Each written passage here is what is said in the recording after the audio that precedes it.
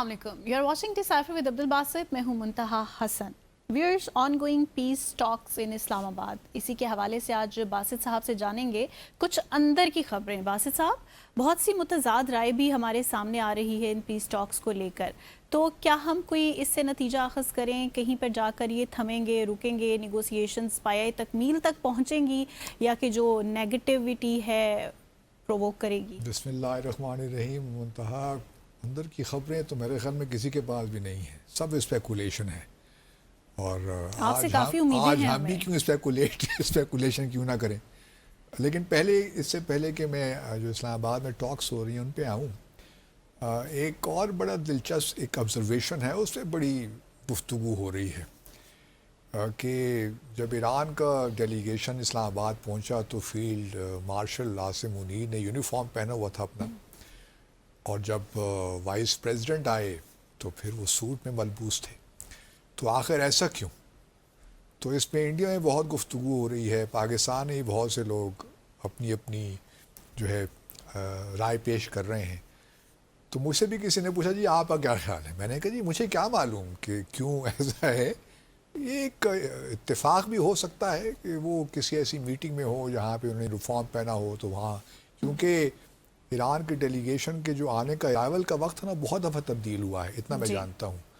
बल्कि उन्होंने परसों रात को आना था, फिर कल रात हुआ, फिर एक मतलब मुश्किल सी सूरत हाल थी।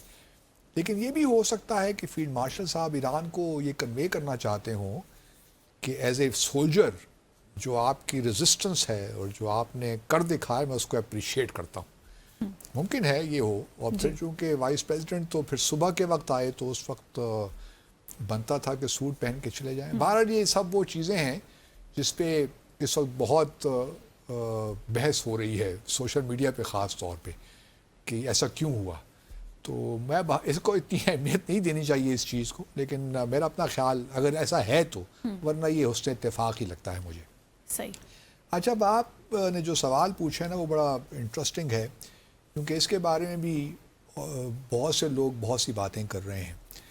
देखिए, पहली बात तो ये, जिस तरह हमने गुज़श्ता रोज़ भी डिस्कस किया था, कि ये एक बहुत बड़ी कामयाबी है पाकिस्तान की और बाकी ममालिक की जो पाकिस्तान के साथ खड़े रहे। उसमें तुर्की भी है, सऊदी अरब है, चाइना है, कतर है, इजिप्ट है। इन तमाम ममालिक की कलेक्टिव कामयाबी है कि कम से कम सीज़ फायर हो गई 8 अप्रैल से। अब 8 अप्रैल से 14 दिन हैं 22 अप्रैल को, और 22 अप्रैल को बाय द वे इसराइल का कौमी दिन भी होता है, ये भी याद रहे। तो अब एक तो सीज़ फायर हमारी बहुत बड़ी कामयाबी। दूसरी कामयाबी जो है वो ऑब्वियसली सीज़ फायर के बाद इस्लामाबाद में टॉक्स का शुरू होना इट्सेल्फ, ये भी एक बहुत बड़ी कामयाबी है। क्योंकि अगर आप भारत का मीडिया देखिए तो वहाँ तो उन्होंने ऐलान कर दिया था कि जिस तैयारे में वाइस प्रेसिडेंट आ रहे हैं वो कहीं और लैंड करेगा, पाकिस्तान नहीं आएगा, वापस चला जाएगा। तो इस किस्म की बातें भी हो रही हैं, इस लेवल तक चले, मतलब पता नहीं कैसा जर्नलिज्म है ये। लेकिन ये एक बहुत बड़ी कामयाबी है पाकिस्तान की और बाकी जो हमारे दोस्त ममालिक हैं, बरादर ममालिक हैं, कि कम से कम हमने टॉक्स भी शुरू करवा दी। बिल्कुल।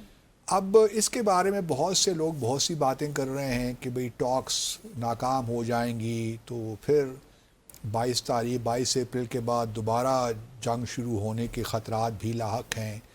तो अब क्या आगे होगा? क्योंकि देखिए, पहले तो ये था ना कि पहला जो स्केड्यूल आया था उसके मुताबिक जुम्मे के दिन ये लोग या दोनों डेलीगेशंस पहुंचने थे, इन्होंने बायलैटरल टॉक्स होनी थी, फिर उसके बाद डायरेक्ट या इनडायरेक्ट टॉक्स होनी थी, और उसके बाद देखना यही था कि आया कोई मुआहिदा, कोई एग्रीमेंट हो सकता है कि नहीं हो सकता।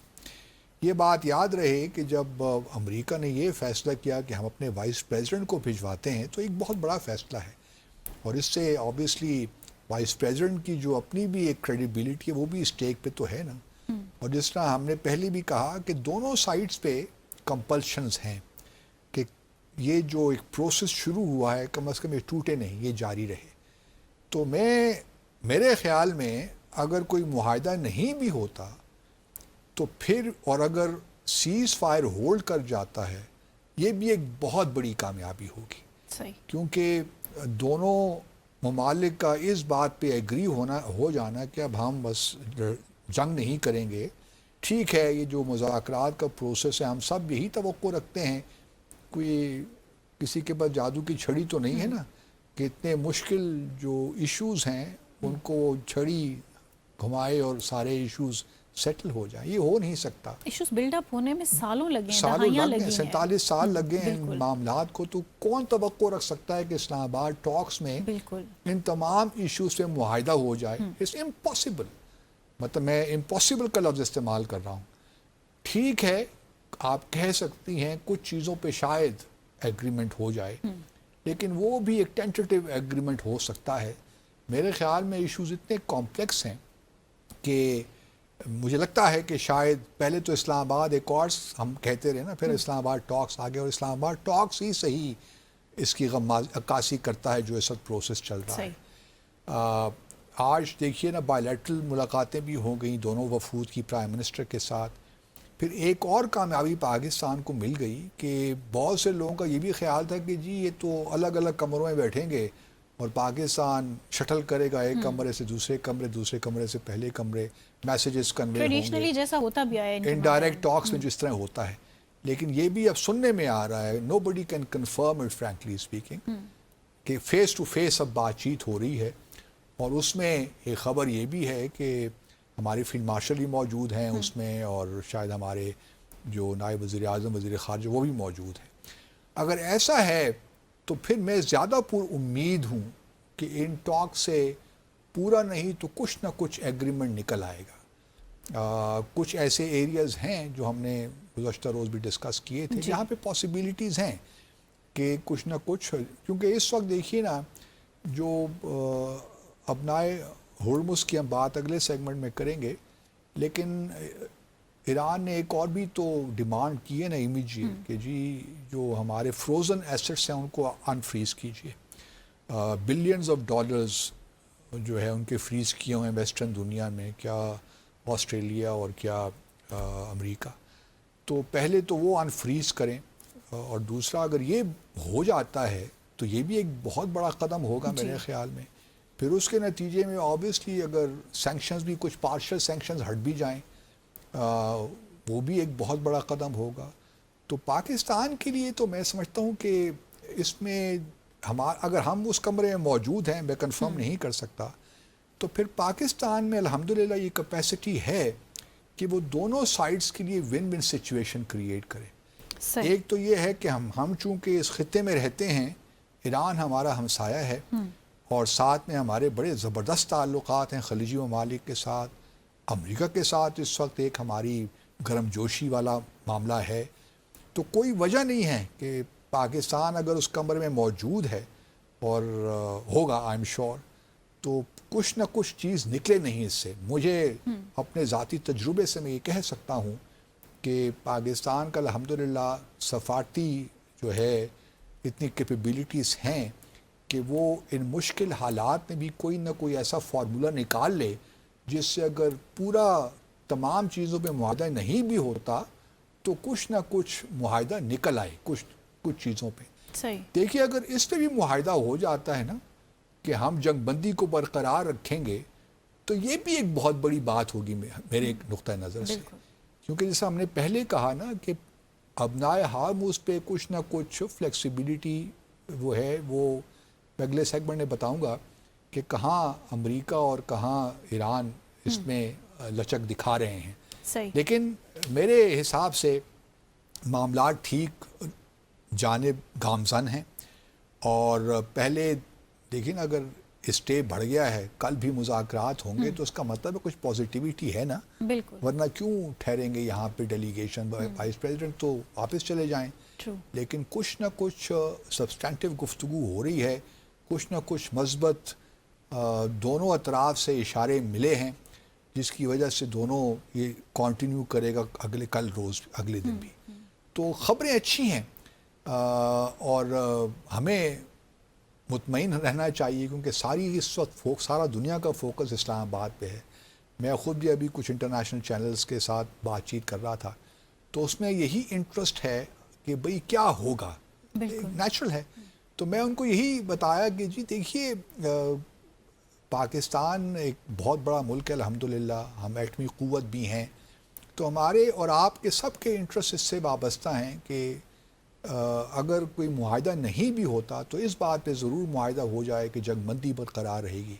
بلکہ میں ایک انڈین ٹیلی ویژن پہ بھی آج چینل پہ بھی تھا، تو وہاں بھی مجھ سے یہی سوال کیا کہ جی خیر ان کا تو ایک تنزیہ نقطہ نظر بھی ہوتا ہے نا کہ پاکستان کی کیا اہمیت ہے بقول ان کے کہ وہ اس قسم کا جو ہے بڑی اچیومنٹ ہو سکے اس پروسیس کے نتیجے میں.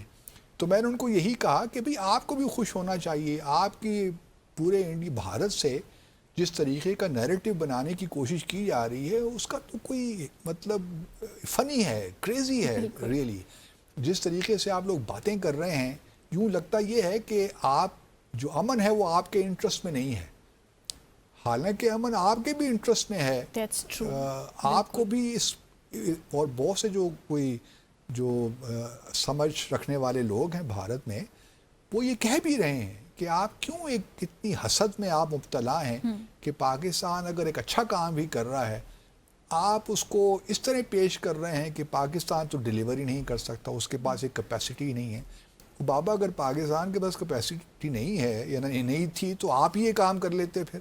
پھر اس وقت یہ دونوں ڈیلیگیشنز نیو دہلی میں ہوتے ہیں نا انسٹیڈ آف اسلام آباد. تو اللہ تعالیٰ نے کچھ ایسا کام کیا ہے پاکستان کے لیے الحمدللہ کہ آج اسلام آباد پوری دنیا کی توجہ کا مرکز بنا ہوا ہے. تو ہمارے لیے تو بڑے فخر کی بات ہے، سچی بات. اگر یہ الگ بات ہے کہ پروسیس چلتا کہاں ہے، کیا یہ پروسیس اب پاکستان تو دیکھیے اب میڈیشن میں آ گیا ہے، وہ تو اب اس پروسیس کے ساتھ جڑ گیا ہے. اب یہ پروسیس 1 مہینے کا ہے، 2 مہینے کا ہے، 3 مہینے کا ہے، کب تک یہ چلتا ہے پاکستان اس کے ساتھ جڑ گیا ہے. یہ الگ بات ہے کہ اس کا وینیو تبدیل ہو جائے، جنیوا چلا جائے یا استنبول چلا جائے. استنبول چلا جائے گا تو ترکی بھی انوالو ہو جائے گا، جنیوا جائے گا تو شاید پھر پاکستان ہی صرف رہے اس میں. لیکن ہمیں کوئی اعتراض نہیں ہے. اور کیا ہی اچھا ہو کہ اسلام آباد ہی رہے. تو اسلام آباد ذرا مجھے مشکل لگتا ہے، حالانکہ کوئی مذائقہ تو نہیں ہے، لیکن چونکہ یہ امریکہ سے بہت دور ہو جاتا ہے تو میڈیشن کا ایک یہ بھی ہوتا ہے نا کہ دونوں اطراف کو تکلیف ہو ٹریول کرنے میں اور برابر کی تکلیف ہو. تو ادھر تو ایران کی جو فلائٹ ہے 1.5-2 گھنٹے کی ہے، تو اس وجہ سے ایران کو یہ ایڈوانٹیج رہتا ہے نا. تو وہ امریکہ شاید یہ چاہے گا کہ ایسے یورپین کیپٹل میں ہو تو زیادہ شاید ان کے نقطہ سے بہتر ہوگا. تو مجھے لگتا ہے کہ شاید یہ اگر آگے ڈیفینیٹلی یہ پروسیس یہاں ختم نہیں ہوگا، اتنا میں کہہ سکتا ہوں. میں امید کرتا ہوں اور میری خواہش ہے کہ میں غلط ثابت ہوں.